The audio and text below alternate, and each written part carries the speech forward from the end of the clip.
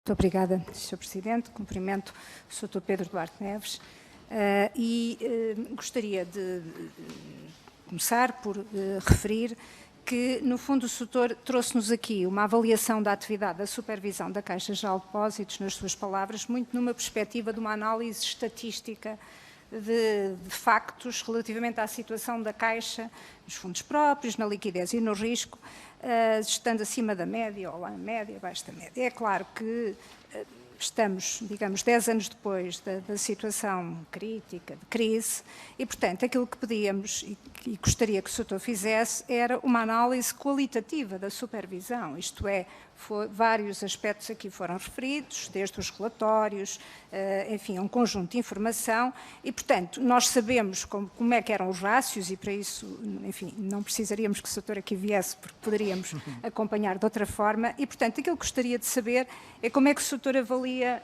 a supervisão feita pelo Banco de Portugal à Caixa Geral de Depósitos, se quiser, boa, média, má, como e porquê?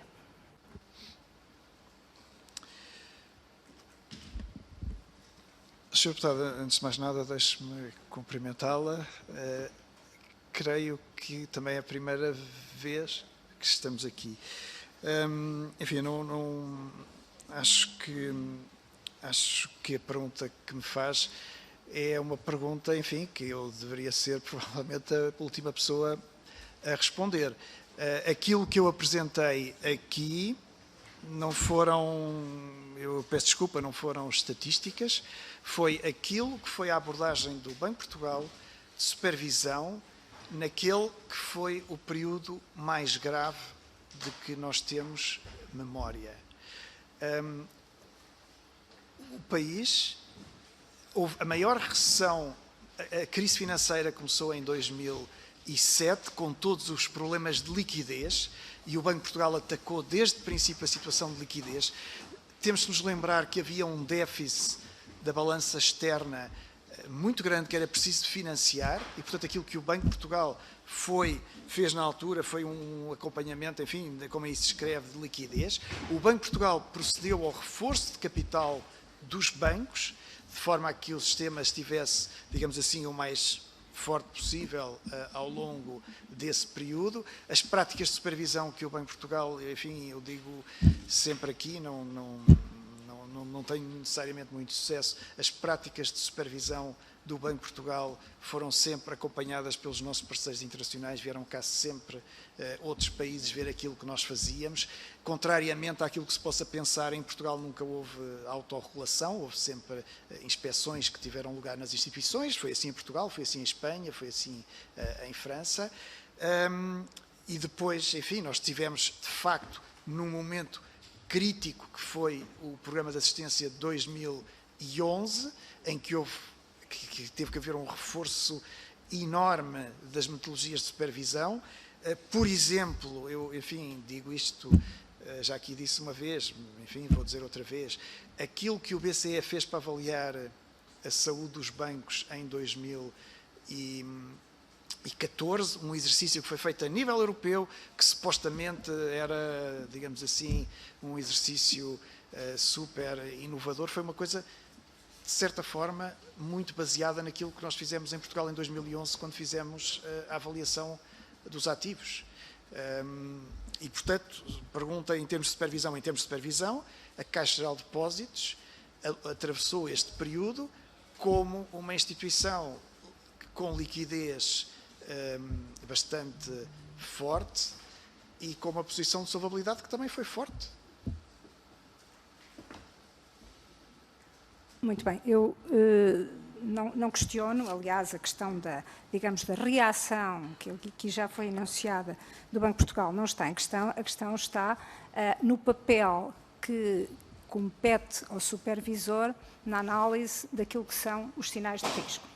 E aqui o Sr. hoje já disse, já reconheceu, o Sr. vem, depois de termos ouvido os órgãos de fiscalização e termos ouvido os governadores, E nos órgãos de fiscalização foi claro que tinha sido dado conhecimento ao Banco de Portugal alertas, e o Sr. aqui reconheceu que houve, relativamente a 2008, lhes terá chegado em 2009, deficiências graves, as palavras são do Sr.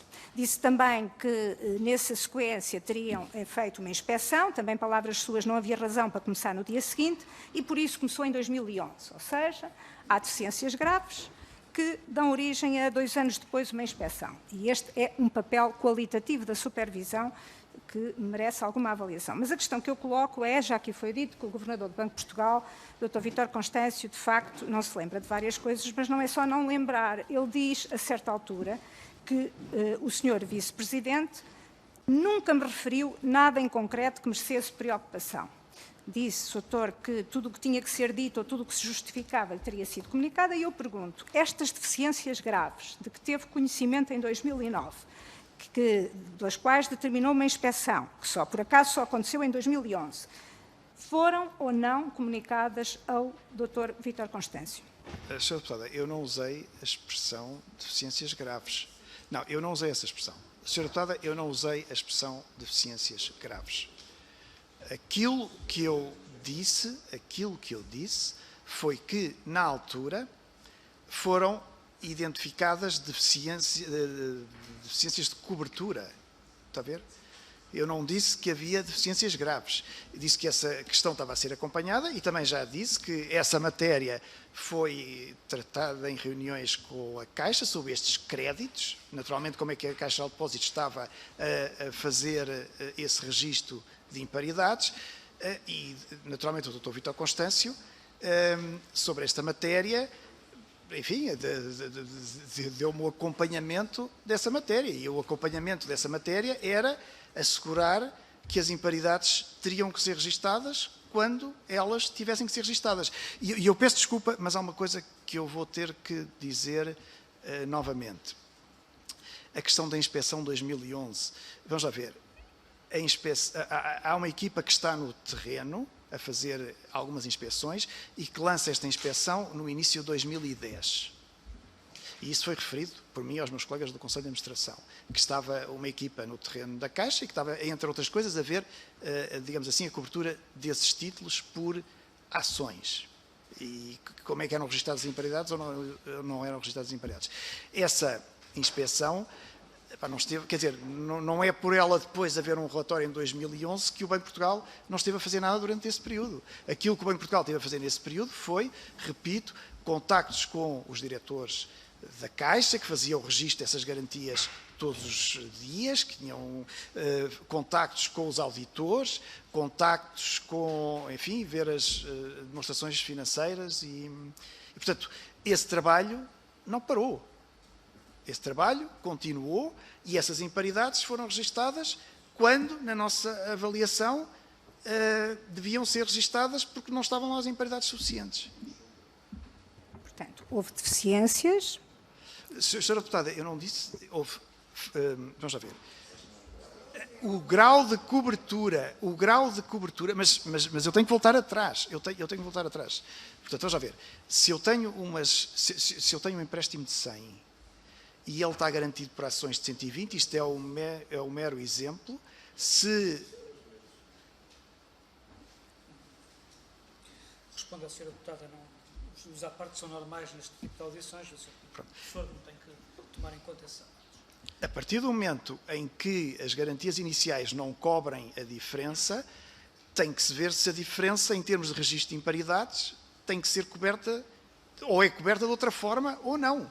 Portanto, aquilo que eu queria aqui dizer é que eu não tenho evidência nenhuma que as imparidades tenham sido registadas mais tarde do que devessem ter sido. O que eu tenho evidência é que o Banco de Portugal, em 2011, detectou insuficiências nas imparidades e mandou a instituição, enfim, terminou o seu registro. O Sr. em 2009, tomou conhecimento pelo relatório que havia deficiências. O Banco de Portugal considera que é importante fazer uma inspeção. Entretanto, vai fazendo trabalho, obviamente, isso está fora de questão. E, portanto, há aqui uma ação em função das deficiências detectadas, em 2009. deu conhecimento ao Governador em concreto, uma vez que ele diz que nada, nunca teve em concreto que merecesse preocupação da parte do setor, dessas deficiências e da necessidade da inspeção ou não? Sim ou não? Da realização da inspeção, sim. Portanto, havia um conjunto de ações que estavam a decorrer na Caixa de Depósitos e nessas estava lá esta avaliação de títulos por garantias, que era preciso acompanhar o registro de imparidades. Isso houve reuniões conjuntas com outros administradores da Caixa de Depósitos, com o Dr. Vítor Constâncio. Então, o setor deu conhecimento ao Dr. Vítor Constâncio da situação que lhe tinha sido reportada e, portanto, que haveria que haver inspeções subsequentes, uma inspeção. Aquilo que era o plano de inspeções na Caixa de Depósitos estava lá exatamente reportada esta inspeção de títulos cobertos por garantias. Doutor, eu não estou a falar do plano de inspeção que pressuponho que o Governador do Banco de Portugal tem conhecimento e tem acesso. Estou a falar da inspeção que surge na sequência das deficiências que foram reportadas pelo relatório que o doutor teve conhecimento em 2009. Mas aquilo que é a sequência desse relatório é a inspeção que vai para o terreno em 2010. E essa eu dei conhecimento. Muito obrigada. O doutor deu conhecimento, era isso que interessava. É isso que interessava. Doutor, outra questão. Deputado, eu peço desculpa se levei tempo a perceber o que é que me estava a perguntar, mas... Para nós é importante a clarificação e por isso é muito importante que o doutor, enfim, tenha dito aquilo que aconteceu, que deu conhecimento ao Governador do Banco de Portugal. Outra questão, a vice-governadora, a doutora Elisa Ferreira, atual, diz que o Banco de Portugal, embora não tenha que se pronunciar sobre a qualidade de gestão das empresas comerciais, pode e deve sobre os projetos de decisão de bancos relativamente a projetos de financiamento, de modo a garantir que está suportado numa análise devidamente ponderada e criteriosa de pedidos de crédito. O doutor concorda com esta perspectiva ou não? Pode-me... Enfim, é um bocado indelicado estar a comentar uma afirmação da atual vice-governadora do Banco de Portugal, mas, enfim, pelo menos, se me quiser ler a segunda vez...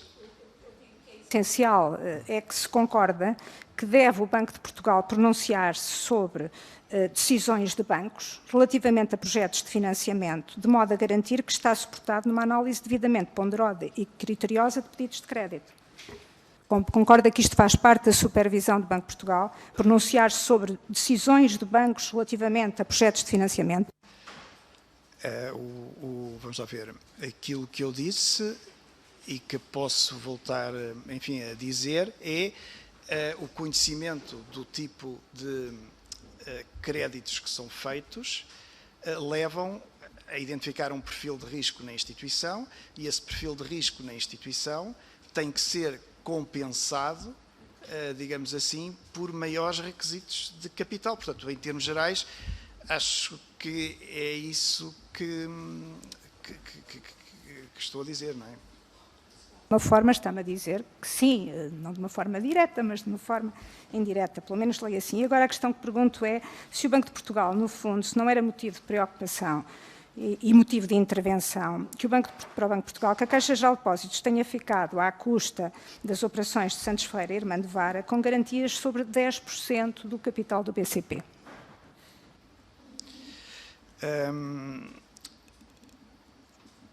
Vamos lá ver, essa situação que foi criada no tempo, cria, digamos assim, vamos lá ver, não há nenhuma norma prudencial que seja, digamos assim, violada com esse tipo de tensão, mas cria uma fragilidade, uma vulnerabilidade à evolução da cotação da ação. E nesse sentido é um motivo de acompanhamento do supervisor, sobretudo se esse título está a cair, para assegurar um adequado reflexo nas contas das perdas que possam estar associadas a essas ações, não é? A esses colaterais. Portanto, o Banco de Portugal pode e deve pronunciar-se sobre a decisão da intervenção tomada pela Caixa Geral de Depósitos e também ter as preocupações relativamente ao tipo de operação e de risco que está inerente. É isso. Sra. Deputada, a decisão as decisões de crédito são tomadas sem consulta ao Banco de Portugal, são os gestores que as tomam, não é? A partir do momento em que a posição lá está, tem que haver um acompanhamento dessa posição, porque essa posição de facto tem um elemento de risco, de registro, de perdas, sim. Portanto, digamos que não é uma situação normal, carece de acompanhamento e de preocupação. E nesse sentido, como eu aqui referi na intervenção inicial, ela teve acompanhamento e teve determinação de imparidades adicionais pelo Banco de Portugal. Então, eu gostaria de colocar uma questão relativamente à célebre reunião promovida pelo Dr. Vítor Constâncio com um grupo de acionistas para decidir a nova gestão do BCP. E gostaria de perguntar se o Sr. esteve nessa reunião ou não. Eu estive presente nessa reunião. Esteve presente nessa reunião. Pode-nos relatar o processo? Sr. Presidente, acha que isto é matéria para sessão fechada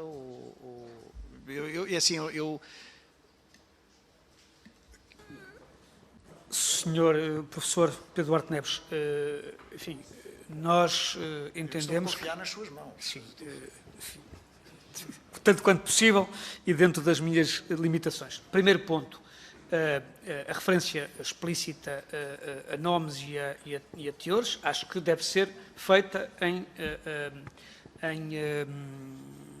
ronda não pública, mas a grande maioria dos elementos que estão a perguntar não há razão nenhuma para ser à porta fechada. Muito bem, Sr. Presidente, muito obrigado. Vamos lá ver. Essa reunião precisa de algum enquadramento que, Sr. Presidente, os Srs. Deputados me autorizarem, eu faria, não é? Nós estamos a falar de 2007, que foi um ano marcado, em primeiro lugar, pela OPA do BCP ao BPI, lembramos. Depois foi marcada por uma, não sei como é de chamar, mas uma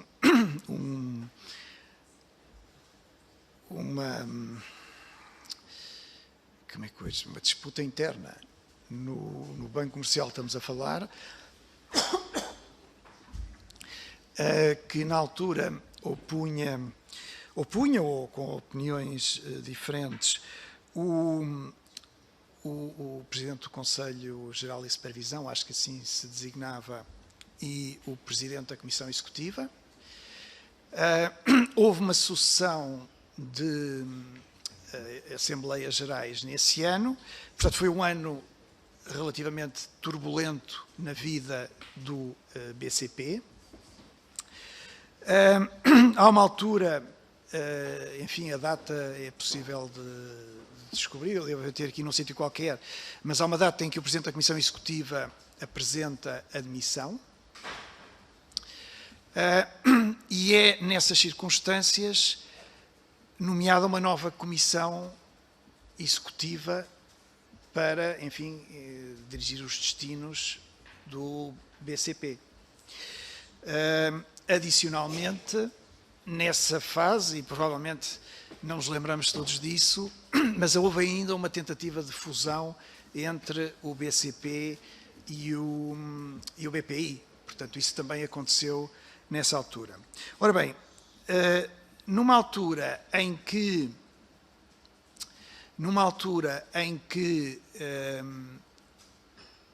supostamente nós estávamos a chegar a uma situação de maior estabilidade dirigente no banco de que estamos a falar, e portanto, repare, foi um ano que, com assembleias,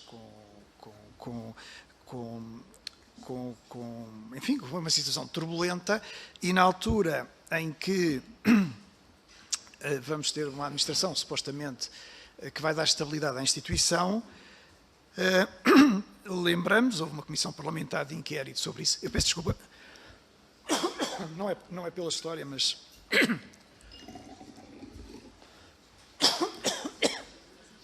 Eu isso depois não consigo falar com isso na boca.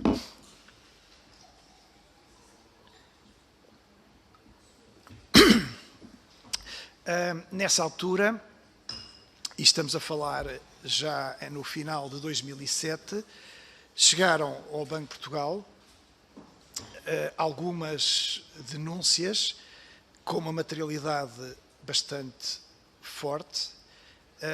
Cá está, nesse caso concreto, o banco colocou equipas de inspeção logo nos dias a seguir para avaliar o que é que estava a passar e surgiram dessas nossas averiguações, digamos assim, situações que poderiam pôr em causa os órgãos gerentes do BCP, ou alguns deles. Aí há um processo, enfim, que é individual e que se calhar eu não poderia referir aqui, mas, de facto, nessa reunião com os acionistas em que eu estive, aquilo que foi transmitido, e isto seguramente que se encontra nas súmulas, nas declarações da Comissão Parlamentar de Inquérito ao BCP, e, portanto, se eu disser alguma coisa diferente é por aquele efeito dos 7 ou 8 anos, mas fundamentalmente aquilo que foi dito foi que o Banco de Portugal procederia ao registro das pessoas como membros do Conselho de Administração, que não se iria opor a qualquer tipo de concessão registro, mas que havia riscos associados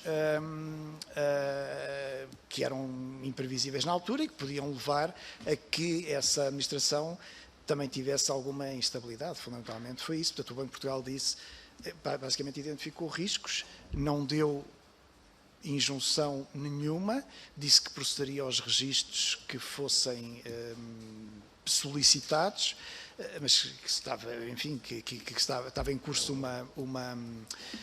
uma averiguação, e nós sabemos, enfim, agora dando um salto em frente, nós sabemos que essa averiguação levou onde levou, não é? E às sanções e à identificação de situações que levou, e portanto haveria riscos, e os acionistas deviam ter presente esses riscos.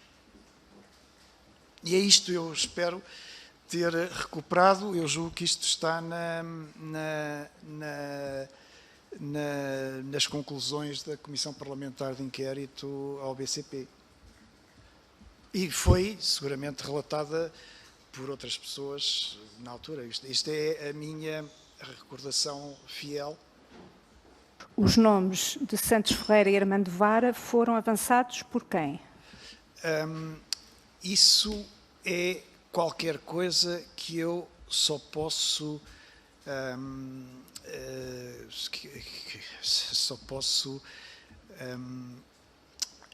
vamos lá ver, os acionistas estiveram nessa reunião, portanto, como digo, essa reunião estava o Conselho de Administração do Banco de Portugal, não sei se estávamos todos, mas seguramente estávamos algumas pessoas.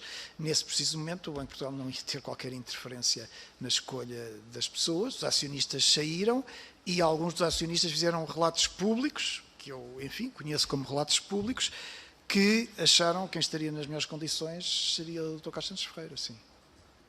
Deixe-me só fazer uma pergunta, que é a seguinte. O supervisor, o Banco de Portugal, estava numa reunião com acionistas, neste caso da Caixa, que sabia que tinham garantias sobre 10% do capital do BCP e estava com a administração do BCP numa situação de instabilidade e de tensão. Entendo que faz parte do papel do Banco de Portugal, que nas palavras do Dr. Vítor Constâncio só tinha de aferir da legalidade das operações, uma intervenção tão direta na saída de uma administração da Caixa Geral de Depósitos para ir para um banco concorrente? Isto faz parte das funções do supervisor? Senhora Deputada fez 2 ou 3 perguntas e 1 ou 2 afirmações. E, portanto, eu aqui começo a não saber se consigo responder a tudo ao mesmo tempo. Vamos lá ver. Eu, se quer que eu lhe diga, a atuação do Banco de Portugal na altura, acho que foi a mais correta e apropriada que poderia ter sido, dada a circunstância que era a instabilidade na gestão do BCP. E digo-lhe, muito sinceramente, que para mim, ter participado como membro do Conselho de Administração do banco num processo como ele foi desenvolvido, é uma coisa da qual eu guardo uma grata memória. Eu acho que o Banco de Portugal fez aquilo que devia fazer. Muito sinceramente, enfim, não é muito sinceramente, estou-lhe a dizer tudo sinceramente, mas acho que foi das atuações mais bem concedidas, quiser, que houve. Agora, isto responde a uma parte da pergunta, mas não responde às tais duas frases em que eu me perdi e a última pergunta que fez no final. Eu se respondi, ótimo, pronto. Não, a questão é de facto o papel do supervisor, consciente dos riscos que existiam em determinados cruzamentos de capitais, não é?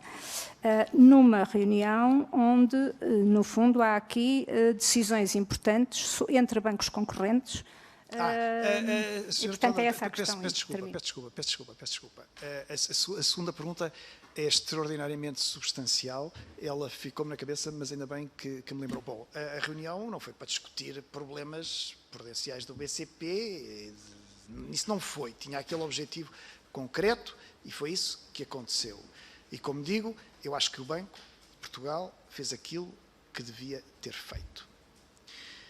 A segunda pergunta tem a ver com a passagem de membros de um Conselho de Administração para outro Conselho de Administração. E aí Prestar dinheiro. as questões não têm que estar relacionadas. As questões não têm que estar relacionadas, não têm que estar relacionadas e, portanto, eu não lhe consigo dizer que possam estar relacionadas. Agora, passar de um presidente passar de um banco para outro banco, e se me permitirem, eu dir-lhe-ei o que é que acho. Não há nenhum impedimento legal, e, portanto, se os legisladores acham que deve haver um impedimento legal, então que haja esse impedimento legal, mas, de facto, não há. As instituições, elas próprias, podem defender mecanismos, procedimentos que dizem que eu, presidente de um banco, olha, pode ir para presidente para um banco fora de Portugal, mas não pode ir para presidente de um banco em Portugal. Mas eu não creio que nenhum banco tenha essas regras. Aliás, o exemplo que deu foi o que deu, mas recentemente houve mudanças semelhantes em Portugal e, portanto, as instituições elas próprias podem criar essas cláusulas. Em terceiro lugar, a nível internacional, só para fugirmos um bocadinho à realidade nacional, são coisas que acontecem, pessoas mudarem presidente de um banco para mudarem para presidente de outro banco. Portanto, em termos gerais, em relação à sua última pergunta, era isso que eu gostava de dizer. Tem que ser cruzado, mas estão lá as duas situações. Muito obrigado.